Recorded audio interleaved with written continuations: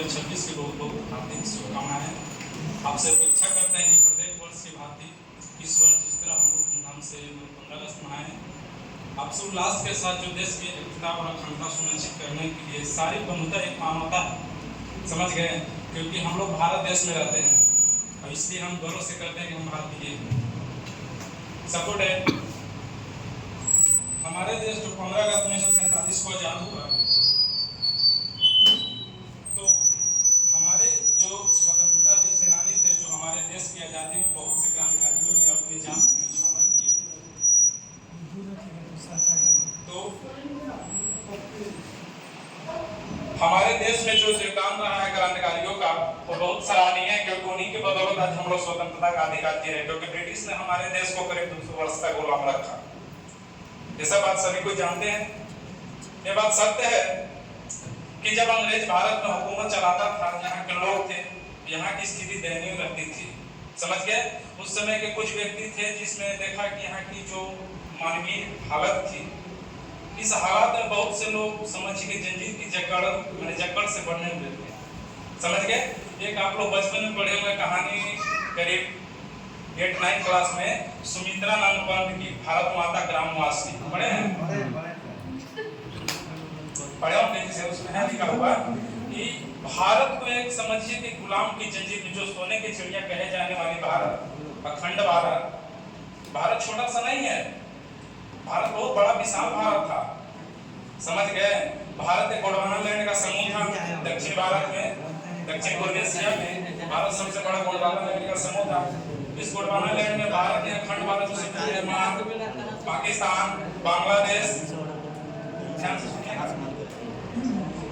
Bangladesh, Myanmar, ये सब श्रीलंका, ये सब भारत का अभिन्न था। समझ गए?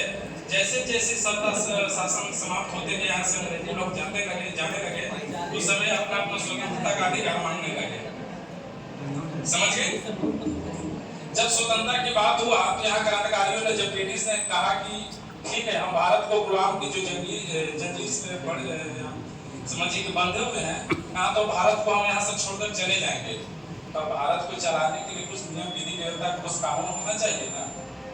समझ गए? जिस तरह मान लें कि घर में जिम्मेवारी पढ़ा लिखा व्यक्ति होता है, तो घर की जिम्मेवारी उसी को दिया जाता है ताकि घर परिवार को संभाल सके। समझ गए? उसी तरह भारत में बहुत से जो क्रांतिकारी हुए, जिसे कहा जाता है कि भारत की आजादी में जो सबसे कम उम्र में फांसी चढ़ने वाले व्यक्ति थे, वो खुदीराम बोस थे। समझ गए?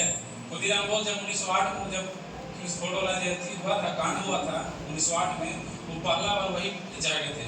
समझ गए? बहुत से क्रांतिकारियों जो बताइएगा, भगत से 18 साल की उम्र में फांसी की सजा सुनाया गया। समझ गए? तो आज के जनरेशन करीब 26 साल 30 साल स्टडी करने में चला जा रहा है। समझ गए?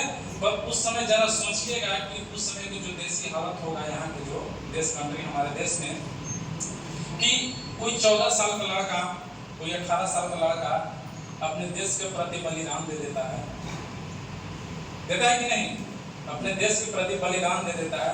आजकल कोई कहेगा कि किसी देश के लिए, किसी समाज के लिए, कोई कहेगा कि आप आज जागरूक होकर आगे बढ़ जाइएगा, आप अपने से अकेले नहीं बढ़ पाएंगे, आपको दबा दिया जाएगा, क्योंकि समाज में भी शोषित समाज है।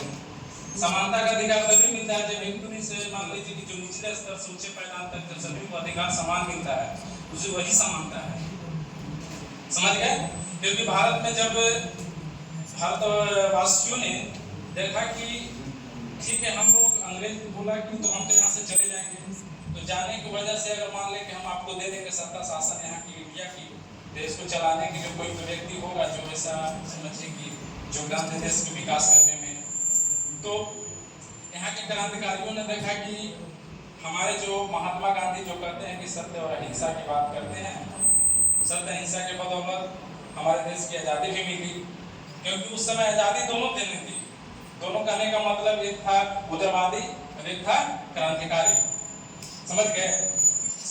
दोनों का मकसद था स्वतंत्रता दिलाने में, कि भारत को हम लोग आजाद करना है। समझ गए? कोई था अपने बुद्धि से, विवेक से, कौशल से, दिमाग से अपना देश को आजाद किया, कोई था कि नहीं, हमको अंग्रेज को मार कर, समझ गए, उसको मार के हमको देश में, बाकी दोनों का मकसद क्या था? देश की आजादी दिलाना। इसलिए देखे थे ना कि गरम दल अलग हो गया, नरम दल अलग हो गया था। नहीं आपको जो अगर अच्छा लगता है कि नहीं हमको लड़ाई से हमको देश आजाद करना तो आप लड़ाई से करिए, हमको नहीं है तो ना हम वैचारिक संबंध से उसको करेंगे, जो वैचारिक रूप से हमने उसको शिक्षा अगर मान लेंगे तो समझ जाता है मेरे बात को तब देश आज़ादी होगी।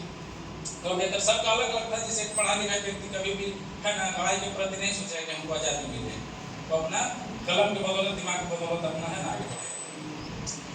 जब क्रांतिकारियों ने भगत सिंह ने लिखा था अपने अथी में बोला है कि क्रांतिकारी के वैचारिक संबंध उसके पत्थर की रगड़ से होती है, उन्हीं का कहना था भगत सिंह का, समझ गए। तो जब भगत सिंह ने जब देश की आज़ादी के हित में किए तो सबसे मेन अहम योगदान जो रहा है, सबसे अहम योगदान गांधी जी का रहा। संत अहिंसा के मार्ग पर चलने वाले गांधी जी का अहम योगदान। आप लोग चौरा चौरी कांड पढ़े होंगे, उसके पहले जैसे सहयोग आंदोलन 1920 में चला था, तो सहयोग आंदोलन 1920 में सत्य अहिंसा के रास्ते पर चल रहा था, समझ रहे हैं। तो कुछ क्रांतिकारी उन्हीं के देश में रहने वाले ही लोग ने कहा कि नहीं गांधी जी तो सत्य अहिंसा के जो भी बोलते हैं सह लेते हैं गांधी जी पर, हम क्रांतिकारी लोग हम नहीं सहेंगे, समझ के उद्घाटन कर दिए थे, जिसके कारण चौरा चौरी कांड आप लोग 1922 में हुआ, उसमें है वो स्थगित कर दिए असहयोग आंदोलन, इसलिए कि नहीं हम सत्य अहिंसा के मार्ग पर चलने वाले, देश के आजादी सत्य अहिंसा के मार्ग पर इन्हीं की क्रांतिकारी के माध्यम से सभी विधि होगा तो आने वाला देश जो जनरेशन होगा कभी भी देश कभी भी कलंक लगा सकता है कि देश को है ना क्रांतिकारी के कहने का मतलब है ना उसको मैंने कि मार काट के बदौलत है ना आजादी मिला है। जब लॉर्ड माउंटबेटन जब 1947 को भारत को कहा कि न विभाजन के रूप में मान्यता दिया, समझ गए। जब लॉर्ड माउंटबेटन से पहले जब आप लोग पढ़िएगा तो लॉर्ड कैनिंग का शासन था, समझ गए। 1856 था, लॉर्ड कैनिंग 56 से 62 तक रहा था।